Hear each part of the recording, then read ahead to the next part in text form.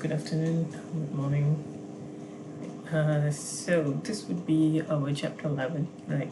So we're gonna look particularly into using digital storytelling as a means to inform, right? How we gonna convey certain information that we have in our hand, that we have collected, right, to the readers, to the viewers, right, to the listeners, or whatsoever type of audience that we are dealing with, right?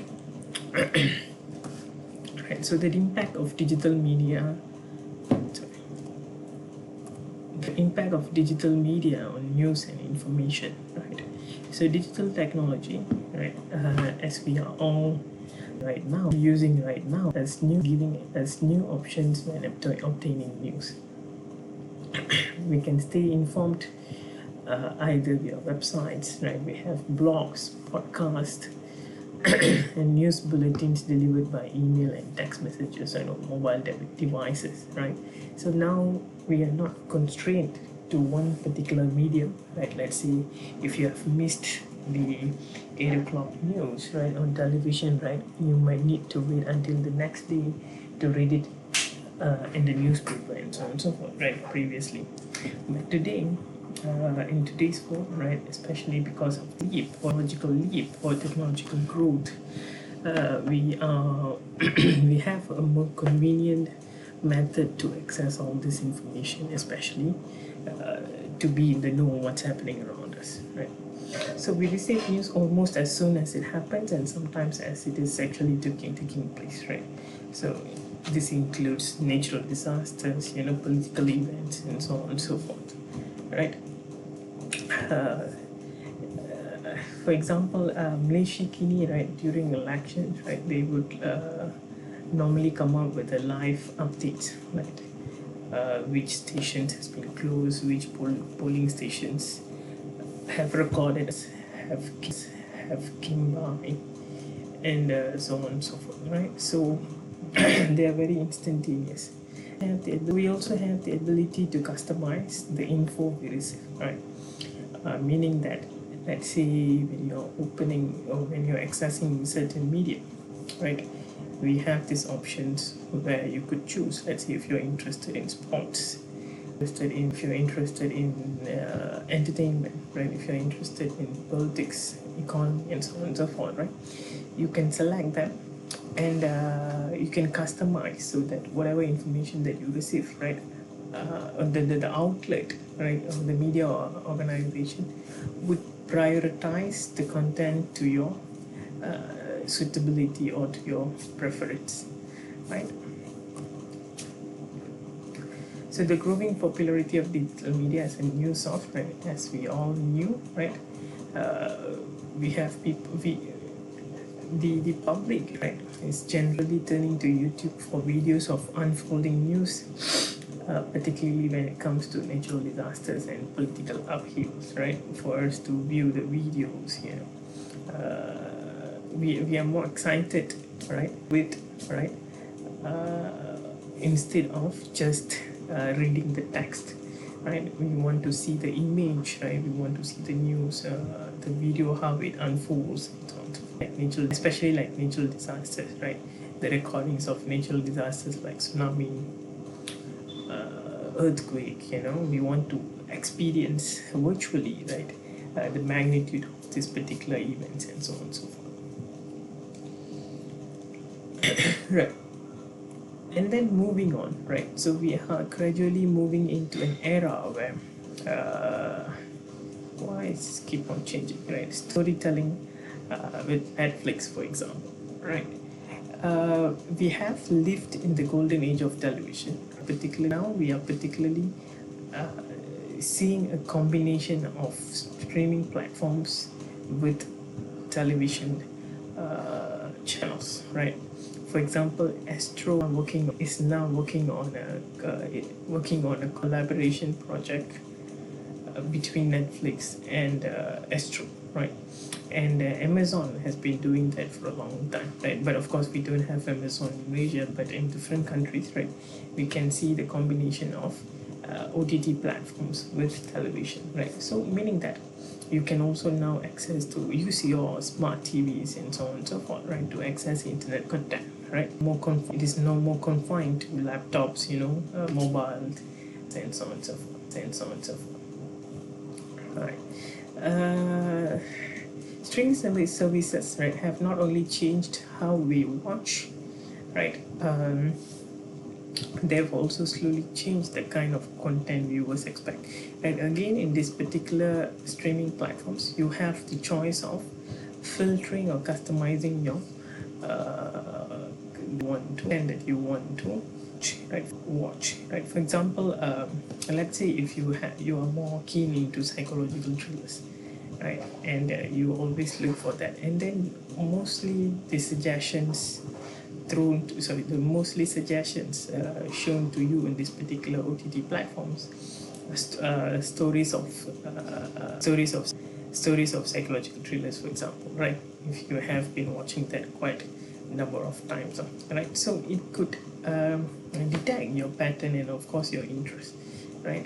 So meaning that the kind of content and of course the way we watch it has been massively redefined, right? Massively has changed.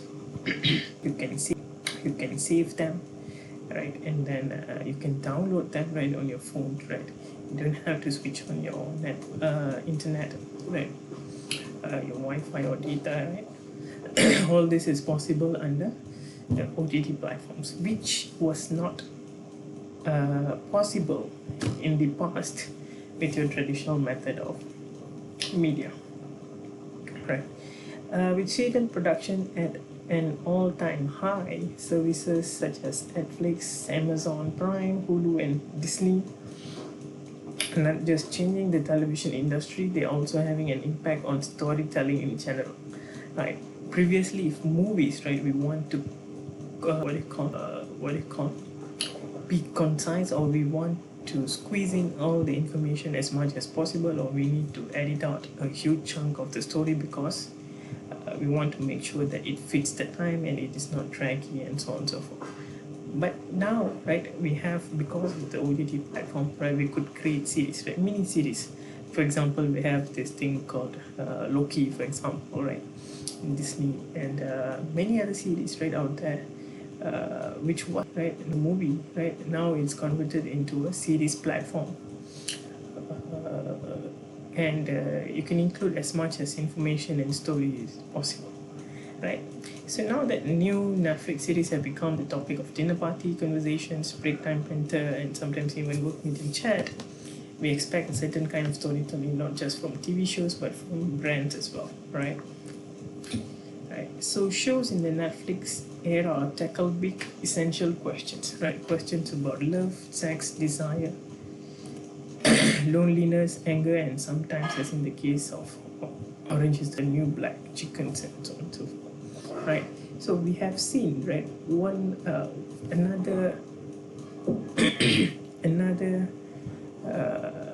aspect of positive element of OTT platforms is that you can explore stories that are considered taboo, controversial, sensitive in the society.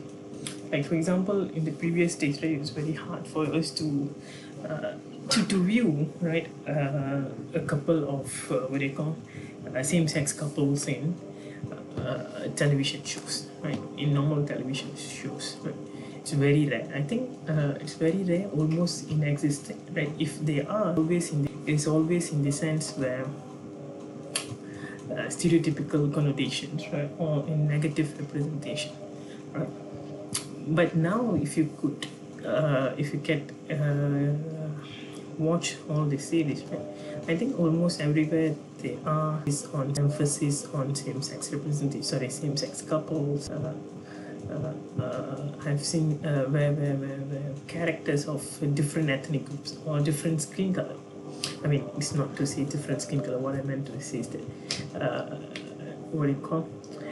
the Asians, the Africans, right, are shown as protagonists, right? Previously, it wasn't, right? It has to be always the whites as the protagonist, right, as the savior, right? But now things are changing, right? Meaning that more a diverse pool of opinions, right, pool of representations are making a breakthrough in these platforms, right? Enabled by these platforms, right? Right.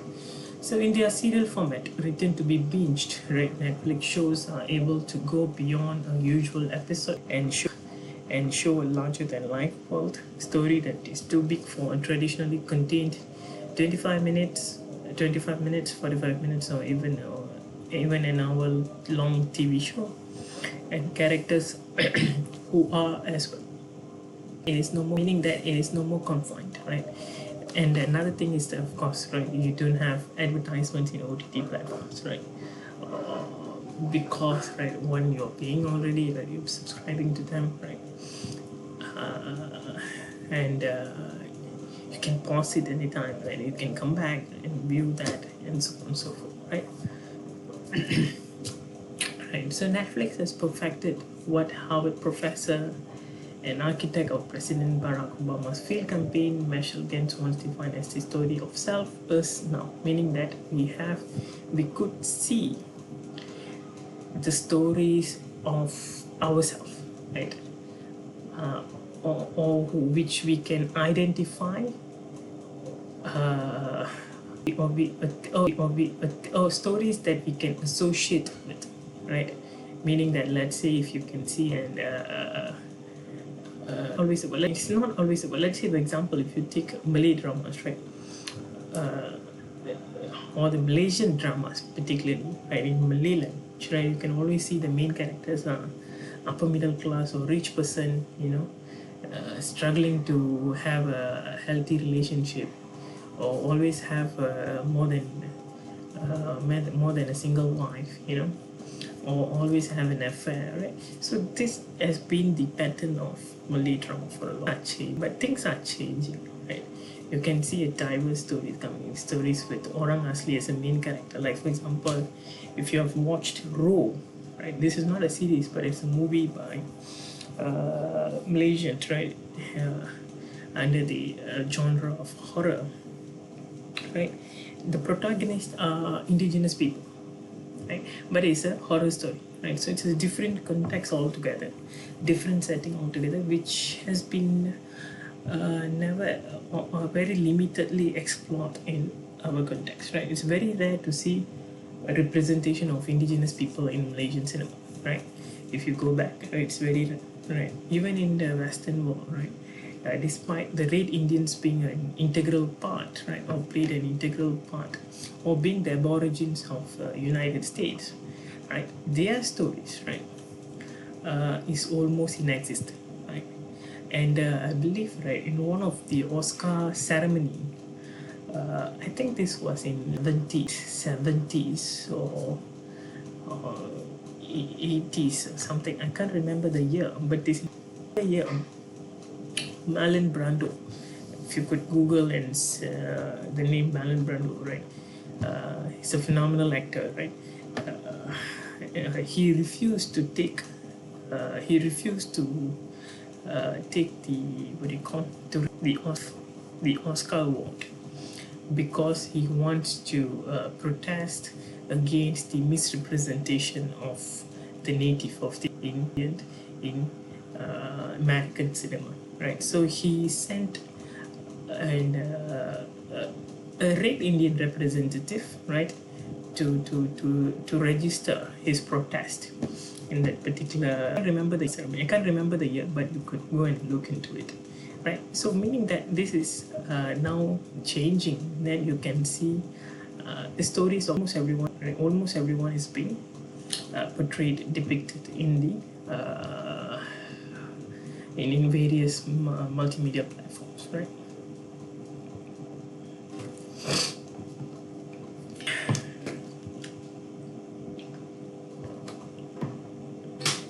This might be why we consume stories in the first place.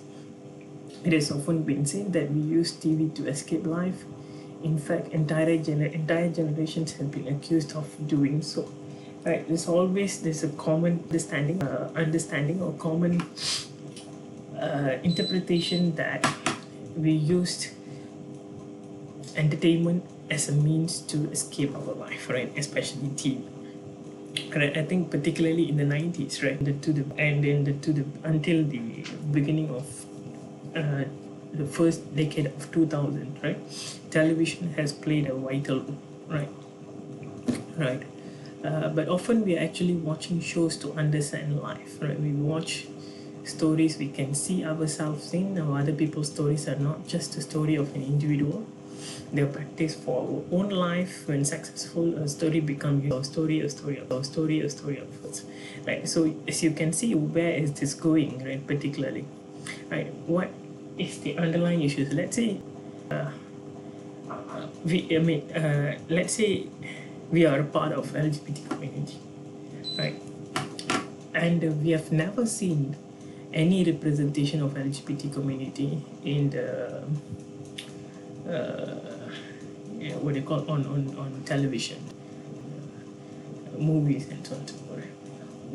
We could, there might be a question that there's no one else like us, right? Or the world is is made up of only heterosexuals, for example, right? Or marginalized community, or the minority ethnic groups, right? It's very rare for us to see, right, in Malaysian films, right, for people of minority ethnic groups to be represented. If they are represented again and again, it has been always in negative connotations, right? Or in a misrepresentation or underrepresented, right? Similarly, right? So when you contradict that, right, when you start to show stories of people from different walks of life, right, people could associate with that, right? People would be able to identify, right? And then we can, of course, right, there's another angle of correctly represented, right? How is the representation, right? First of all, right? So that is another angle to look upon, right? But for the beginning, right, there must be a depiction, right, of depiction of people from all walks of life.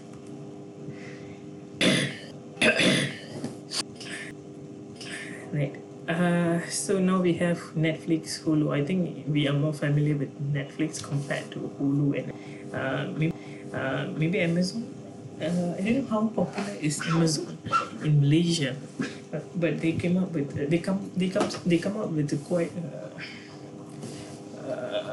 what do you call a well written stories, right? And of course there are other platforms as well, like Disney and so on, Hotstar, right? So they are helping us to, right, or they are coming up with stories, right, that would previously never have made it to TV, right? I think that is the one of the advantage of these OTT platforms, right? Right, special, right, a deceptively traditionally formatted 20-minute comedy based on writer and actor Ryan O'Connell's experience as a gay man living with cerebral palsy. Right. So here we see Ryan as he sees himself, and an awkward guy dealing with the difficulties of his life, a few of which are disability, but most of which are not, trying to be happy and hoping to find love and sex. It is difficult to imagine a show like Netflix and pre-Netflix era, right? So what we can see that Netflix is challenging, right?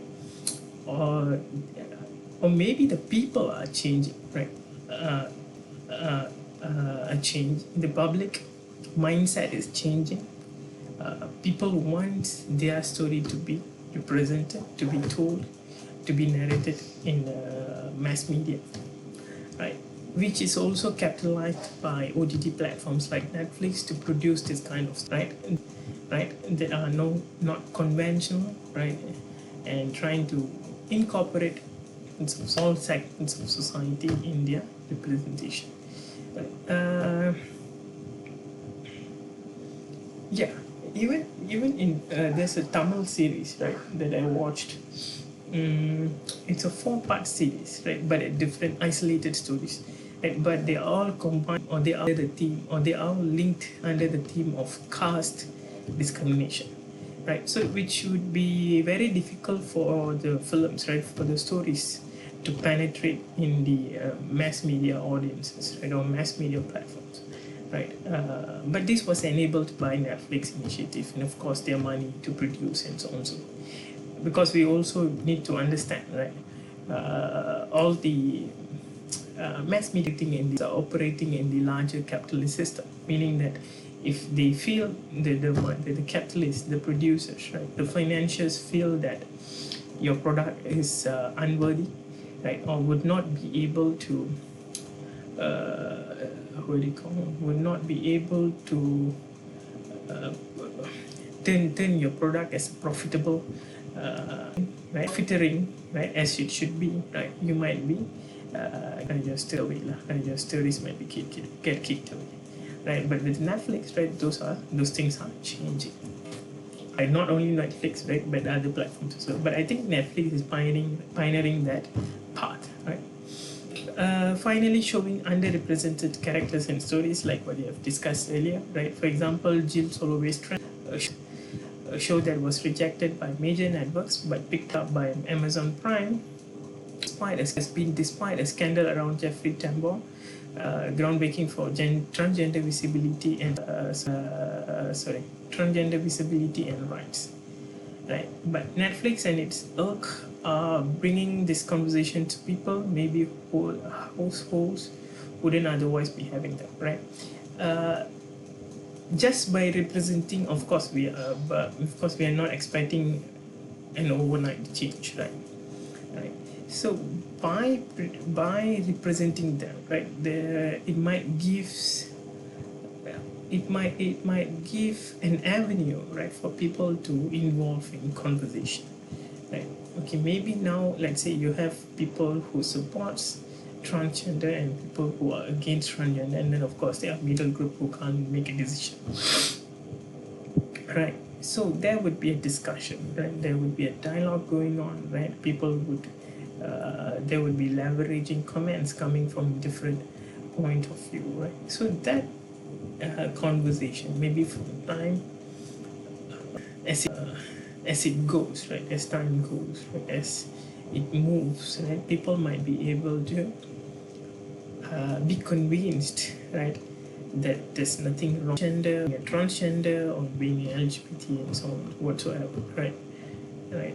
Maybe when we have a very shrewd understanding about mental illnesses, right, that could change, right? These all things could change by initiating a discussion that comes from products, representations in television shows or series like in Netflix and so on and so forth, right?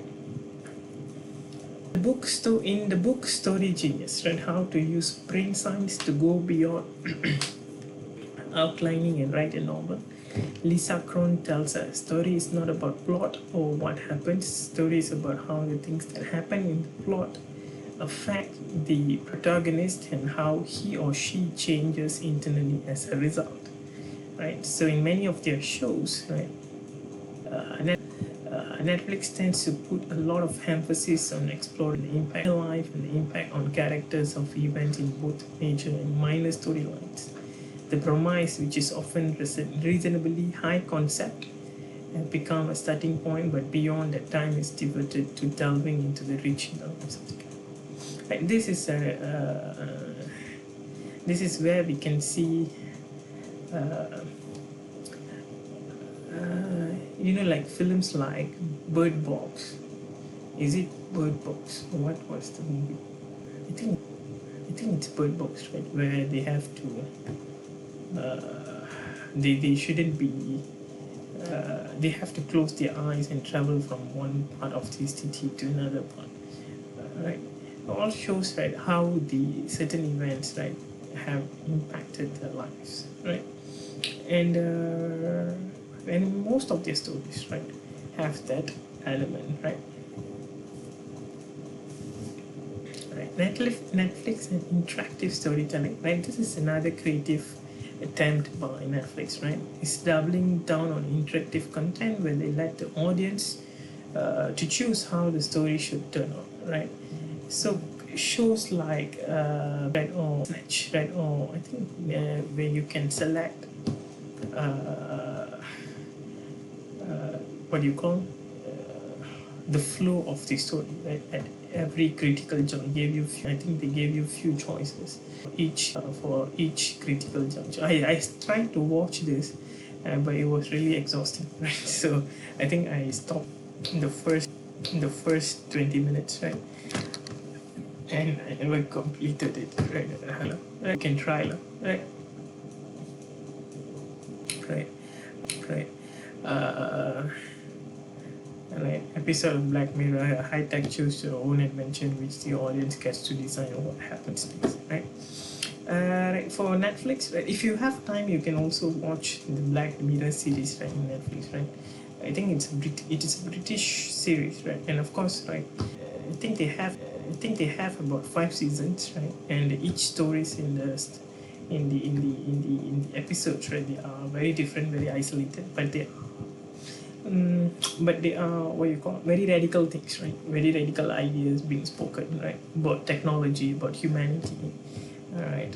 And a lot of things, right? And they are very, sometimes it's very, what do you call, could be very frightening, and rare to see a happy ending in that Black Mirror series. It's always very tragic, but if you have time, you could watch it, right? So for Netflix, right, that meant developing the ability to create branching narrative that encompassed all possibilities for a story, right? Yeah. Right, so brand communication will become more focused on characters, right? Netflix crafted around strong, larger-than-life characters, and brand capes are following suit. For example, Nike's Dream Crazy campaign, for example, was crafted around Colin Kaepernick, who, in the wake of his activism and subsequent acrimonious departure from the NFL, provided encouragement for viewers to follow their dreams, even if people call them crazy. It was a role model for all the stories that followed, right? Right. So this is another way of using the main character or a real character, right? And then developing a story out of it, right? And then of course focusing on the advertisements on this particular character or event and so on and so forth, right? So and then creating highly emotional experiences, right? Emotional storytelling, once reserved fiction, has become part of brand communications, right? You might find yourself shedding a tear when watching commercial for, let's say, soy milk and you want to, meaning that, right, a lot of advertisements, right, have detached from what you call it, very artificial kind of advertisements, right, to something that's very simple, right, that affects you and me, right, something that we would have experienced in our daily routine life, right? So brands are investing in highly emotional content intended to make their audience cry, right, or at least empathize, right? The most important skill for marketers is empathy, right? I think you might have come across, right? Thailand advertisements would love to do this, right? You would never be able to understand the story, right? Or you wouldn't be able to pinpoint that the advertisement is about, let's say, a very rudimentary product, right? But they would incorporate all the human emotions, right? Especially empathy, or even to the extent of crying in that particular advertisement. I think I've also mentioned to you, right? Indian advertisements, or more advertisements in India, right? They would incorporate transgender, right? The compassion towards transgenders. They would utilize the issue of water, what do you call it, water scarcity, and then make an advertisement out of that, and woman empowerment, but then they would be eventually selling what do you call body soaps, so the links are unimaginable. The links, how they connect these two elements, are quite but I mean, meaning that they are very creative, right? They are very creative. Right? So evoking compassion, creating connection, and telling a story that resonates on an individual level are some of the things that will get brands noticed. Right? So one way that Netflix creates a rich emotional background their shows it's the time they have the time sorry it's the time they have the time to go very deep into characters backstory, right? Possibly that we see the same trend in branding, following a story for a longer time, not just showing us a protagonist but the character, right? For example, if you have watched this Breaking Bad series, uh, I've not completed the series also. I mean, it's like pending since the season 2 or something. It's quite long, right? Quite long, and I think I'm just burnt out, right, from watching that series. Right? So I was told, right, there's a movie called Better Call Saul, right? That the character by the name Saul, Saul or Salt, I can't remember, right? I think Saul, right? SAUL, right? This character was in Breaking Bad, but another movie was made particularly to explain the backstory of this right character, right? Which is done as well, right? And I think many movies have done, like for example, the Hannibal, Dr. Hannibal in The Silence of the Lambs, right? If you have watched this movie called Silence of the Lambs, right? It won about I think won about 7 to 9, right? When it was released, right? Phenomenal movie, right? You could watch that as well, right? And then successive movies were made, uh, inspired by Dr. Hannibal characters, right? I think, or not to say inspired, that was encircling the lives of Dr. Hannibal. I think there was a movie called Red Dragon, acted by Edward Norton, right? Trying to identify. It was the story, like prequel to Silence of the Lambs, on the crimes committed by Dr. Hannibal. And then I think there was a specific movie dedicated to go into inspect the life of Dr. Hannibal, Hannibal something. I think many times we have done that. We have seen that as well, right? Exploring themes and storylines that used to be off limits, right? Or what we call as taboos, or what can't be spoken in mass media. Right? Complex characters and real life situations have become the norm in brand storytelling. One example of this is the Burger King campaign Feel Your Way, right? So in cooperation with the non-profit Mental Health America, right, shows real people with real lives.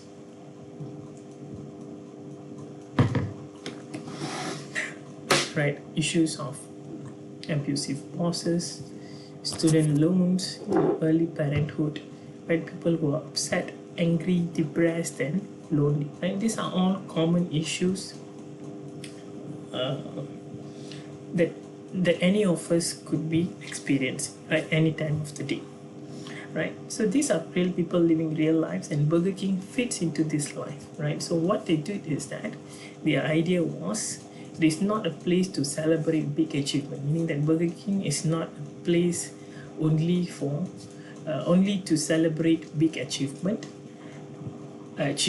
but it can be a good moment in the day, right? You can use the place, right, to overcome these emotions, So that was the idea, and it was well accepted, right? It received a positive response, right, from the viewer. So as time goes, right, many companies, like like all the examples that I've told you earlier, like the transgender story, women empowerment, right? So many companies are trying to be more authentic and showing the sometimes not so great lives of their customers, which can all the same be improved by the product, right? Even it just for a little while. Like for example, the transgender story was how they could. Let me try to find the advertisement. Right? So this person was selling tea, teas. And the lady in the car thought is asking for money, but then she was just serving some tea without taking any payment, right?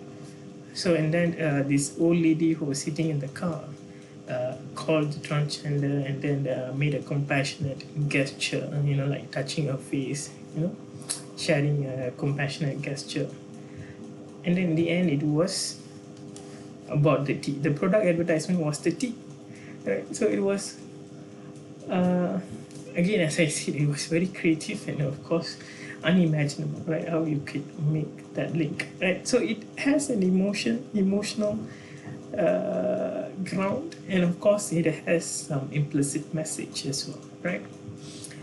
So similarly, Netflix shows are not produced in a vacuum and are picking up bigger societal and political trends as well, right? Showing more diverse stories, right? Like in Netflix You versus Wild, an episode series starring survival expert Bear Grylls. It allows viewers about the causes that Grylls follows on expedition, right? Interactivity, right? And then we also have applying digital storytelling techniques to news and information. Right, digital storytelling techniques is dry and otherwise dry or difficult subject come alive and can make the material extremely engaging to users. Combination of info and entertainment gives us the energy genre. I think this is not very new, right? It's been there for quite some time already, called infotainment, right? A blending of info and entertainment, right? Objective versus subjective delivery, right? So we must make sure, right, we have an idea, right, whether we would be taking a subjective or objective approach to delivering the content, right? Our traditional journalism is very objective, right? You can't impose your opinion, your views, right? And it must be told in the third person, right? Facts in the stories are checked out and validated, and the sources are normally cited, right? Who's speaking, what are their comments, and so on and so forth. However, a subjective approach is a more personal one, and the material is often written in the person, like your opinion pieces, your review columns, your letters to editors, right? This is your opinion, right? And facts may not be as carefully vetted, right? But you as a writer but of course it is infused with your opinion, right? Noted as with an objective approach, right? Subjective point of view is often used in blogs and personal websites, your Facebooks, your Twitters, right, Instagrams, right? These are all these platforms help you to come up with your own point of views, right? And it is also fairly common in interactive documentaries and in audio and video broadcasts in some informational games. Right. So the fundamental goal is to combine info, entertainment, and also interactivity, right? The users, right, have an opportunity to read in an experiential manner, as opposed to one really passive recipients, right, of the info, right? So here they are led to be involved, and then of course to get the information. So two things are happening simultaneously, right? The experiential approach to the presentation of info, interact with it, is to interact with it, participate with it, and of course manipulate it, right? Right. So digital techniques to create experiential forms of information content. Right. Firstly, right, utilizing personal stories. Right. One way to involve users is by creating highly involving and interactive personal narratives, right? So for example, if you visit this website called Hawaii Nishio Story, right, an emotionally rich website featuring the story of Hawaiians of Japanese descent and their often harrowing experience during World War II, right? So the stories on this website are told in combination of video, audio, still photos, archival material, and text, right, to increase the engagement level of the readers, right? So each person's story is quite detailed, but users have the ability to choose their own path through the narrative and go deeply as they wish. And then we have Jewish pioneer woman.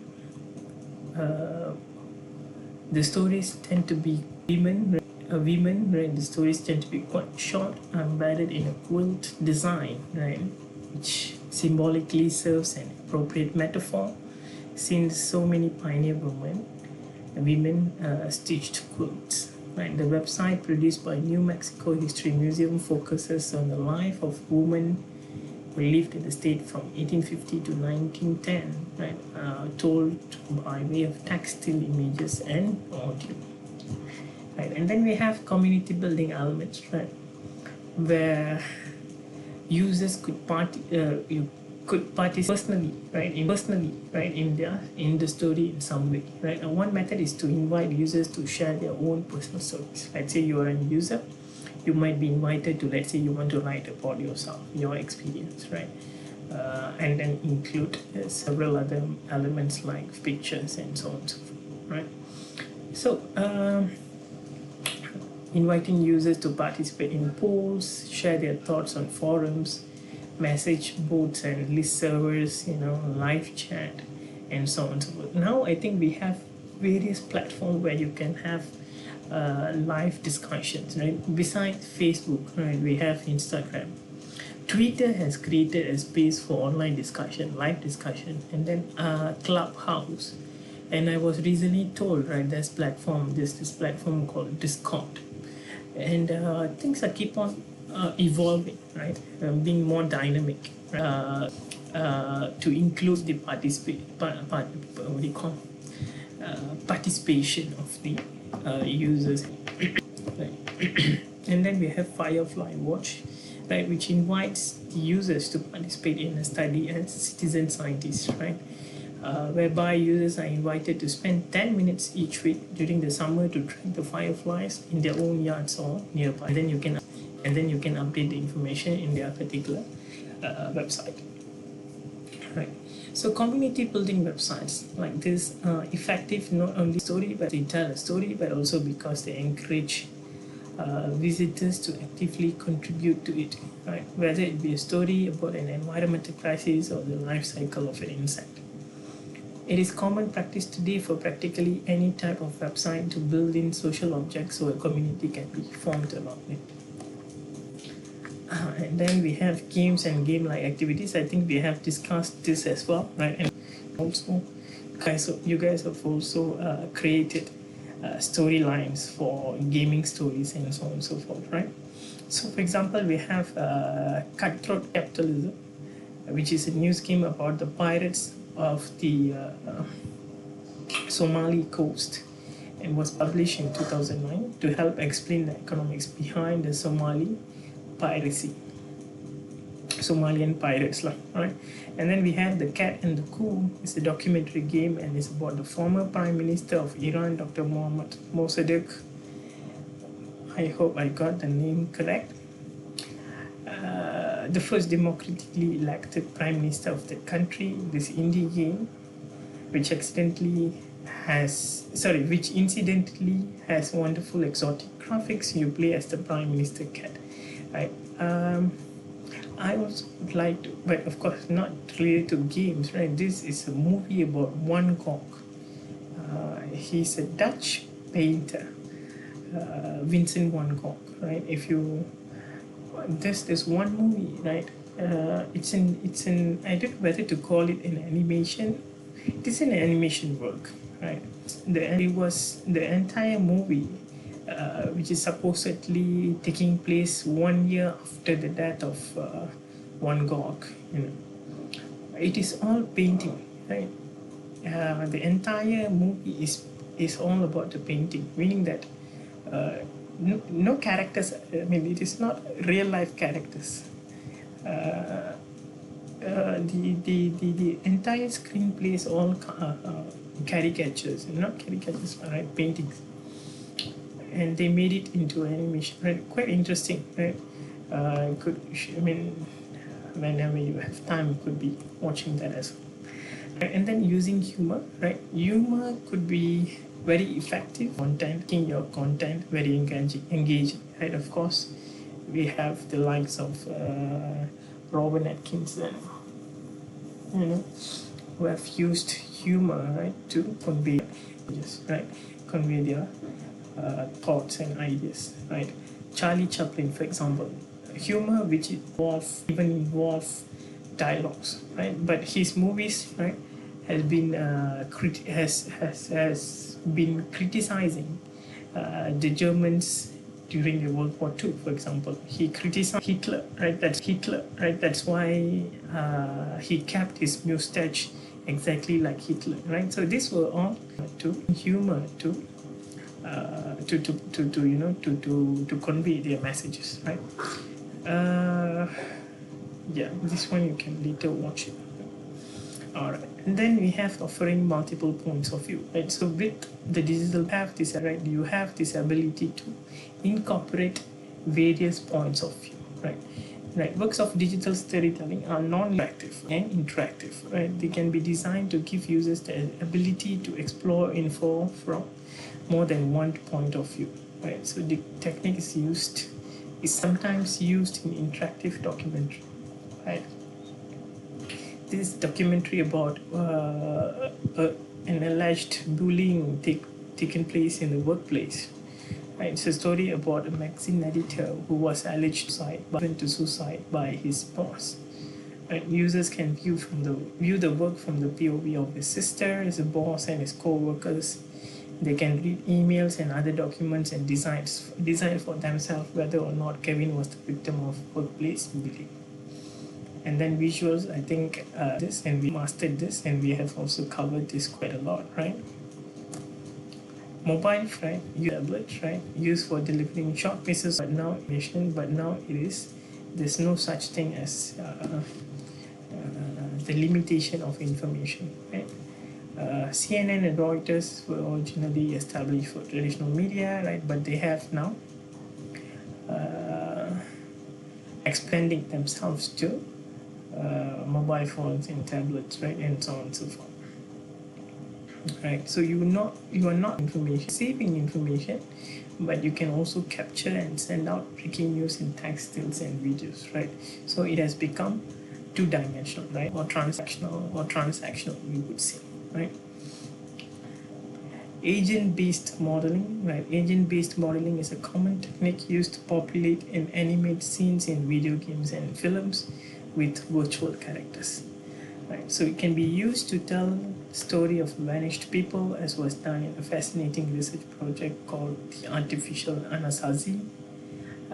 The modeling was in part to reconstruct the life of Anasazi, who lived in the Longhorse Valley in Arizona between 1800 BC to 1300 AD. Right, done to try to solve the mystery of why they suddenly abandoned the place they had called home for centuries.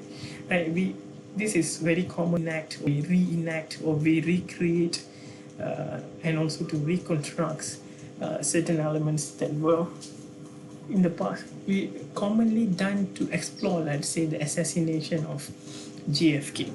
Right, there are some documentaries that would reenact, right, certain possibilities, trying to identify, right, where was the shooter, right, where were they located, and so on and so forth. Right, this is very common as well. Right. Okay, and then locative journalism is a term used for audio tours made possible by GPS. Works that use these techniques. This technique are essentially the stories of places. This form of reporting has also been called lojo, which is used to tell the story of future events. Right, you're predicting, let's say, natural disasters, calamities. Right? So using this as a potential way to break through, try to predict future events, right? Normally regarding natural disasters, and so on and so forth. Okay, we are moving into transmedia productions, right?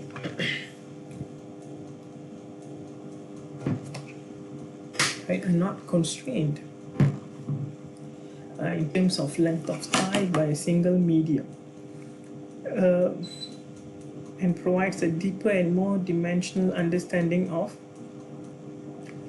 informational material than does content delivered over a single platform, right?